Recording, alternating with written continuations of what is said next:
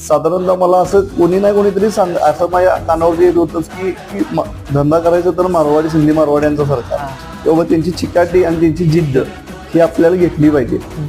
तर मी विचार केला की बाबा त्यांची कन्सेप्ट असा की मिनिमम 6 महिने धंदा हा केलाच पाहिजे. मग तो लॉस असू दे किंवा प्रॉफिट असू दे, कॉन्स्टंट धंदा केला पाहिजे. 1, 2, 3, 4 महिन्यामध्ये काहीच कळत नाही की आपला धंदा कुठे चालणार किंवा नाही.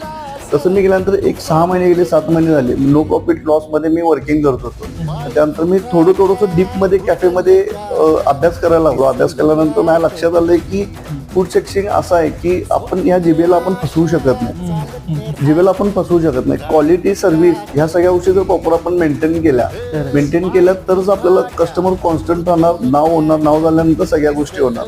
की आपल्या कोल्हापूरमध्ये तर तुम्हाला माहितीच आहे की एक बोळामध्ये पण दुकान आहेत तर ते खूप चालतात का, फक्त त्यांची क्वालिटी असल्यामुळे अशा सगळ्या गोष्टी. मग त्या गोष्टी सगळ्या माइंडमध्ये ठेवून ना एक मी सुरुवात केली.